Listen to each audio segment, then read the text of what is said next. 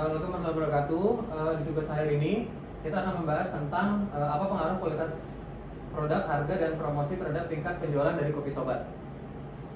Saya Dewi Bagus Tianto, di sebelah kanan saya ada Muhammad Fahri, di sebelah kiri saya ada Rehana, di sana ada Risang Mahendra, dan ada Wahyu Timothy. Untuk bagian pertama. Ya, untuk bagian pertama akan dijelaskan oleh saya sendiri.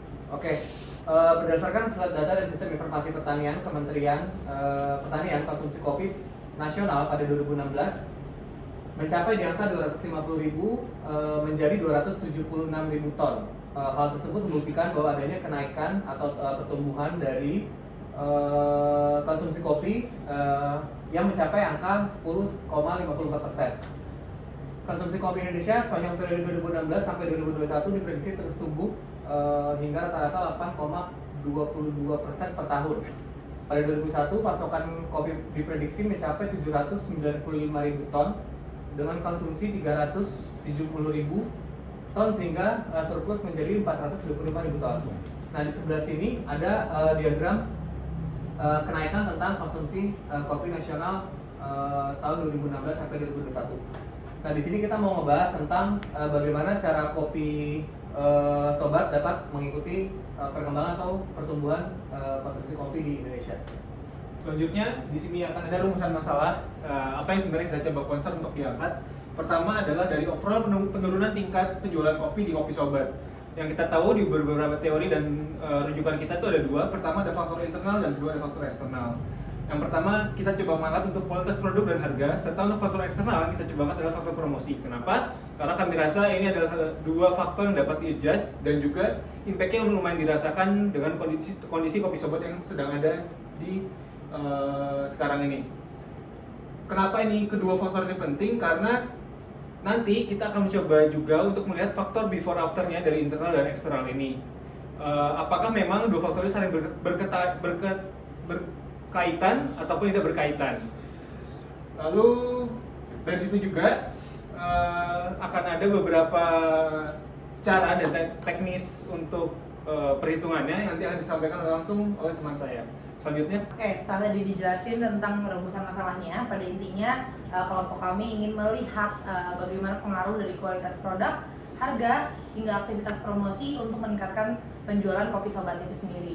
Nah, jadi tujuan penelitian kita di sini ada 4. Tujuan penelitian pertama adalah menganalisis pengaruh kualitas produk pada tingkat penjualan di Kopi Sobat. Udah pasti karena tadi variabel pertama adalah kualitas produk itu sendiri. Yang kedua, menganalisis pengaruh harga terhadap penjualan. Yang ketiga, menganalisis pengaruh promosi terhadap penjualan. Dan yang keempat adalah kita menggabungkan ketiga variabel tersebut, yaitu mengetahui dan menganalisis pengaruh kualitas produk, harga, promosi secara bersama-sama kepada tingkat penjualan di Kopi Sobat. Tujuan utama dari proyek ini adalah menganalisis pengaruh kualitas produk, harga, dan promosi terhadap peningkatan penjualan dengan usaha untuk membuat Kopi Sobat tetap bisa berkompetisi dengan coffee shop lain di lokasinya. Dari sisi manfaat penelitian, dari sisi kontribusi ada dua teori yang kita ambil, ada kontribusi teoritis dan kontribusi praktis. Kalau di kontribusi teoritis, harapannya penelitian kami dapat membantu marketer di luar sana, membantu menjadi referensi peran manajemen pemasaran dalam meningkatkan tingkat penjualan coffee shop dimanapun. Tapi secara praktis sudah pasti penelitian ini menjadi masukan kepada manajemen coffee shop Kopi Sobat untuk meningkatkan penjualan dari Kopi Sobat itu sendiri. Jadi dengan menganalisis dampak dari kualitas produk, harga, dan promosi terhadap penjualan, perusahaan dapat menentukan strategi pemasaran yang tepat yang akan menghasilkan paling efektif dan meningkatkan penjualan produk Kopi Sobat. Selanjutnya, saya akan menjelaskan bagaimana kita cara mengumpulkan data. Nah, data yang kita kumpulkan adalah data sekunder yang didapat dari Kaggle.com. Nah, Kaggle.com ini adalah platform yang menyelenggarakan kompetisi ilmu data untuk masalah bisnis, rekrutmen, dan tujuan penelitian akademis. Nah, berikut ini adalah memberikan ikhtisar tentang apa yang mungkin dipelajari oleh komunitas peramal dari kompetisi peramal di Kaggle Peneliti. 1. Menganalisis kumpulan data kompetisi dan membandingkannya. 2. Tinjau beberapa kompetisi dan bandingkan temuan mereka dengan yang diperoleh. 3. Benchmark solusi Kaggle untuk memastikan bahwa mereka menambah nilai di luar metode sederhana. Yang terakhir, memberikan hipotesis mengenai temuan. Nah, data yang kita kumpulkan ini adalah data yang kita ambil dari Kaggle, yaitu promotion, price, sales dan produk. Tapi di sini kita ada dua, dependen dan independen. Nah, data dependen kita yaitu adalah salesnya. Kita mau lihat bagaimana salesnya akan meningkat dari 3 variabel yang independen, yaitu promotion, product,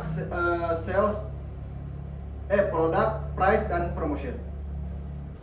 Oke, selamat siang. Saya akan menjelaskan terkait dengan teknik analisis yang kelompok kami akan lakukan.